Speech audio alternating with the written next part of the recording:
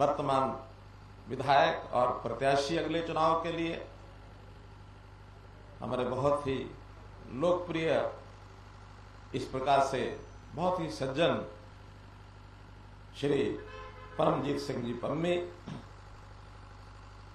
उपाध्यक्ष जल बोर्ड के श्री दर्शन सैनी जी, हमारी पूर्व विधायक बहन विनोद चंदेल जी। मुझे याद है कि विनोद चंदेल जी के भी चुनाव में, शायद 2007 का था, 2007 का चुनाव जब इन्होंने इस क्षेत्र को कांग्रेस का गढ़ कहा जाता रहा है, उसको तोड़ने का काम किया तो बहन विनोद चंदेल जी ने किया। हमारे प्रदेश कार्यकारिणी के सदस्य डॉक्टर श्रीकांत जी, जिला के टीम के उपाध्यक्ष श्री बलविंद्र ठाकुर जी, सभी हमारे मंडल अध्यक्ष श्री बलवीर ठाकुर जी, कैप्टन डीआर चंदेल जी, गोपाल नेगी जी, माधव मेहता जी, उपस्थित हमारे अपने गांव में इसलिए कहता हूं कि भौगोलिक दृष्टि से तो आप सब जो खास करके 4 पंचायतों के लोग यहां हैं, आप हिमाचल में हैं, सीमांकन के नाते आप हिमाचल में हैं, लेकिन आपकी और हमारी कोई दूरी नहीं है।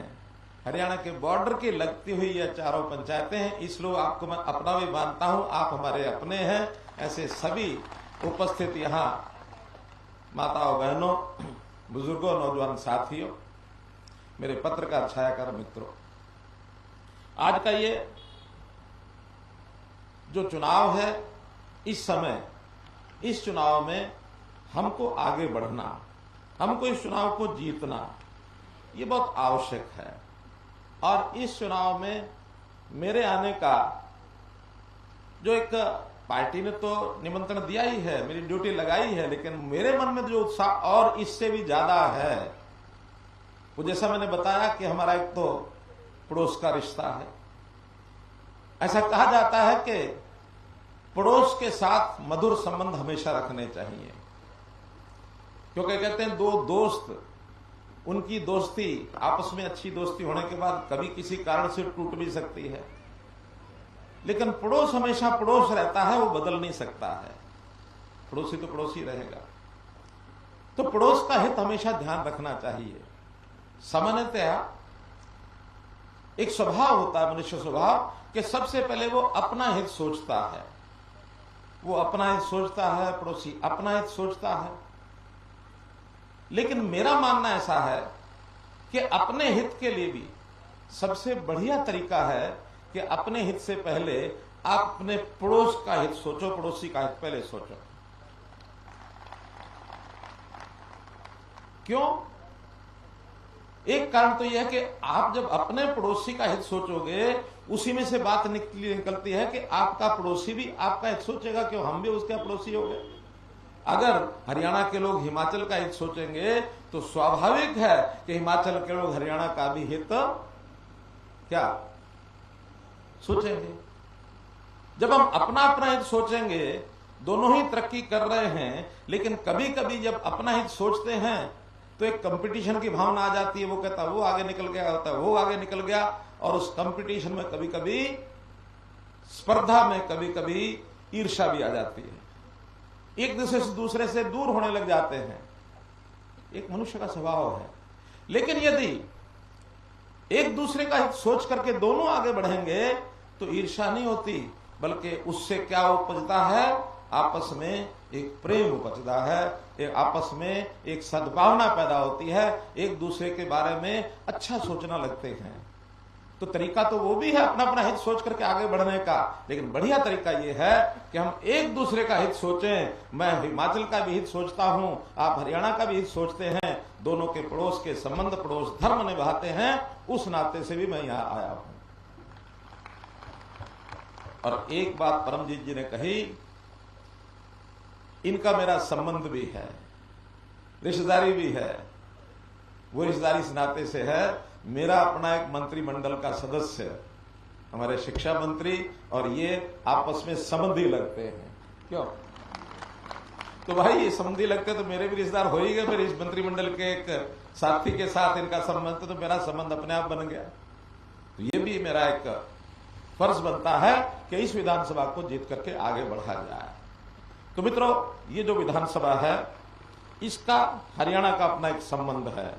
जैसे बहुत सी बातें यहां बताई गई, ये सब हरियाणा के साथ लगते हुए जो काम हैं वो सब हरियाणा पहले से ही कर रहा है। संक्षेप में यदि मैं बताऊं तो बद्दी पिंजौर रोड पर जो ट्रैफिक कंट्रोल, इसका जो बसोला बाईपास यानी वो बन रहा है, उस बसोला बाईपास को बहुत जल्दी ये जनता को समर्पित कर दिया जाएगा, ताकि आपको जो पिंजौर में टाइम लगता है पास करने में, वो बाईपास से सीधा आप हाईवे के ऊपर जा सकते हैं। इसका काम चालू है, बहुत जल्दी हो जाएगा। ऐसे ही यहां एक सीएचसी हमने बनाई है नानकपुर में। तो नानकपुर सीएचसी का लाभ हरियाणा के लोगों के साथ साथ आपको भी उसका लाभ मिल रहा है। 50 बेड पहले बिल्डिंग तैयार है, इसका प्रपोजल और आगे बना है, तो उसका लाभ हिमाचल के आपके लोगों को भी उसका निश्चित रूप से मिलेगा। खुवाला में पॉलिटेक्निक हमने बनाई है। खुवाला भी बिल्कुल पास का गांव है। उस पॉलिटेक्निक में हरियाणा और हिमाचल के बच्चे साथ साथ पढ़ेंगे, ये भी काम हमने किया है, तो उसमें आपका भी पूरा हिस्सा है। इसी प्रकार कालका से जोड़ने वाली ये जो रणु की नदी है, इस रणु की नदी पर भी हमने पुल बनवाया है। उस पुल का भी आपको लाभ हुआ कि नहीं हुआ? तो उसका लाभ भी ये हरियाणा का और हिमाचल का दोनों का परस्पर लाभ है। बद्दी को 4 लेन जोड़ने के लिए और रेलवे से जोड़ने के लिए हमने केंद्र सरकार को जमीन अधिग्रहण करके दे दी है। बहुत जल्दी ये 4 लेन का जो काम है ये केंद्र सरकार की ओर से जल्दी शुरू किया जाएगा।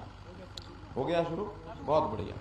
कोरोना काल में भी बहुत हमारे संबंध हिमाचल के बने रहे। जैसा बताया कि जितने हिमाचल में रहने वाले लोग थे, हरियाणा में फंसे हुए थे, उनको वहां से हमने निकाल करके जिनकी इच्छा थी सबको हिमाचल पहुंचाया, सब लोगों का सहयोग किया। ऐसे ही हिमाचल के जो पीड़ित मरीज थे कोविड के, सेक्टर 6 का हमारा हॉस्पिटल, ये बहुत बड़ा हॉस्पिटल है। केवल हरियाणा और पंचकुला के लोग नहीं, बल्कि हिमाचल के लोगों को भी इलाज वहां बस बदस्तूर बढ़िया इलाज का एक हॉस्पिटल है, उसका लाभ भी आपको मिला है।